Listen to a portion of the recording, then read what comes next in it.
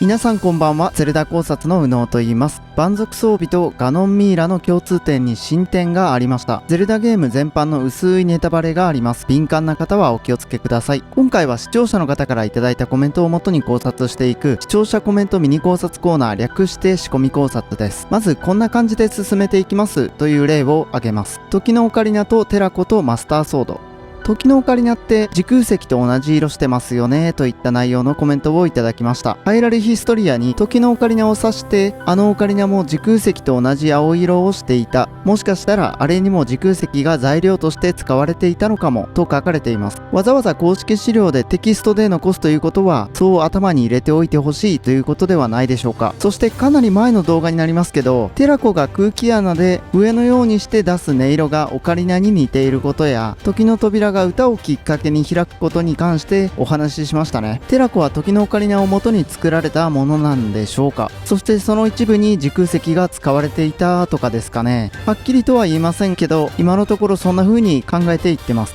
青色と紫色の中心のような色をした時のオカリナがそのように書かれていますので、ほぼ同じ色のマスターソードのことも気になってきちゃいました。時のオカリナ作中で時の神殿内、時の扉という大きい石の扉が開いたのは時のオカリナ、精霊石を置いたからでしたが、その先の時空転移はマスターソードを台座に抜き差しすることによって起きていました。ハイラル百科には聖地へつながる鍵としても使われたと書いてありますね。元をたどればマスターソードは最初女神の剣という女神ハイリアが人間のために作り出したものでしたね。女神の剣の材料には時空石が使われていたりするんでしょうか。こんな感じで進めていきます。このチャンネルではブレスオブザワイルド続編や薬剤の目視録の情報を求めていらっしゃる方がワクワクできる動画を投稿していってます。公式の裏付けはなるべくハイラル百科やハイラルヒストリア、マスターワークスなどの公式資料を用いています。気になった方は動画説明欄からチェックしてみてください。では行きましょう。神の塔と影の宮殿。僕はすっかり見逃していたんですが、Twitter のフォロワーさんに教えていただいたことがありました。風のタクトの神の塔の壁の模様について、トワイライトプリンセスの影の宮殿に似ているというお話はしていたんですが、このアーチになっている部分が影の宮殿の内部、石の塊みたいなこれの迷路のような模様と一致していたんですね。記憶が曖昧でした。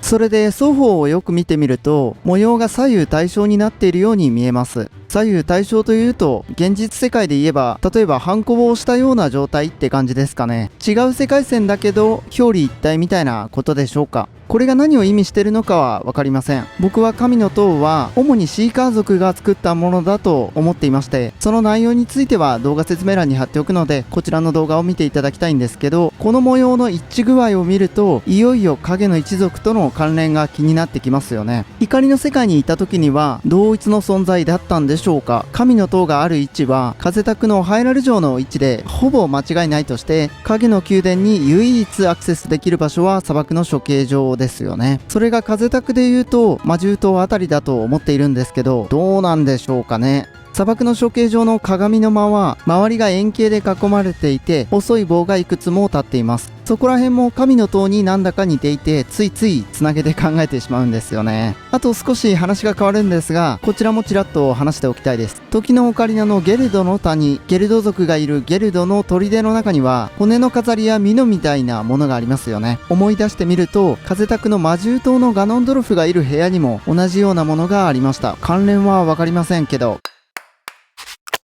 どちらも石でできているような感じですよね。ハイラル百科にも魔獣島はゲルドの谷がある北西方向にあると書かれていますので、ほぼ同じ場所なんでしょうか。全然まとまっていないですが考察材料を置いておきます。砂漠のまじない、マークの元ネタたちという動画にスカイウォードソードの大地の神殿のトーテムはゾナウの塔の原案にも似ていますといった内容のコメントをいただきました。水流の石像にもゾナウの塔の原案にも似ていますね。あの水流の石像みたいなトーテムは何だったんでしょうか。ブレワイの勇気の泉前にもスカオの大地の泉前にも巨大な竜の顔がありましたね。竜の血の木と書く竜血樹をモデルにしていると考えられる血流れ湿地帯の木と、剣闘校には竜を巨大な釘で串刺しにしているように見える血流れ湿地帯の木と似ているゾナウの塔。つながりそうでつながらないんですよ。改めてマスターワークスを見てみると、ゾナウの塔の剣闘口に積むように建てられたという設定っぽいイラストがありました。確かにブレワイに点在しているゾナウの塔をよーく見てみると、節目ができていますね。僕がちょっと前に動画で言っていた封印する杭のようなものというのは考えづらいのでしょうかね。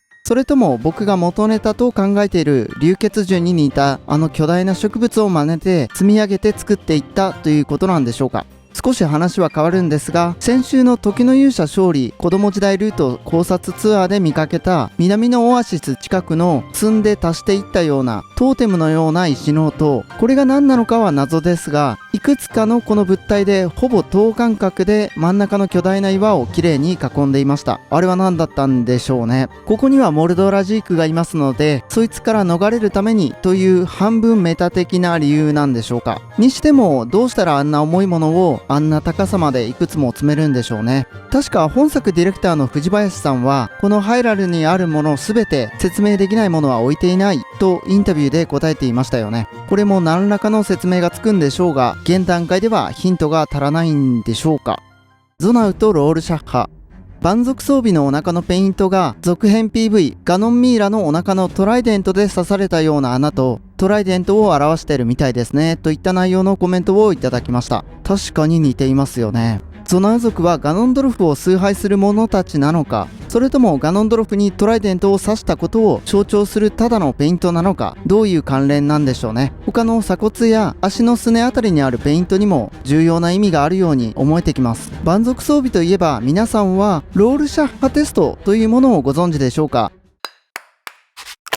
昔からある心理テストの一つで、いろんな解釈ができそうなインクのシミのようなものでできた左右対称の図形をいくつも見せて何に見えるかというので当てはめて思考や発想の傾向を判断するって感じのものですね。超ざっくりですみません。蛮族装備の兜に描かれているペイントが左右対称でまさにロールシャッハテストの図形たちに似てるなぁとちょっと思いました。意外と知られていないと思っていますが、蛮族装備を果ての村の染め物屋で色を変えた際に兜だけは模様が全て違うんですよね。最初の色プラス15種類の色、つまり16パターンの模様があることになるでしょうか。これがどういうメッセージなのかは分かりませんけど、ロールシャッハテストで使われるような図形は先ほども言った通り見る対象によって何に見えるかが変わりますよね。例えばそれを利用して相手を威嚇するような意味もあのペイントにはあったのかなと考えてみました。まじないの力が使えるということで人や魔物の精神をも熟知していたという面もあったのかなと妄想したんですね。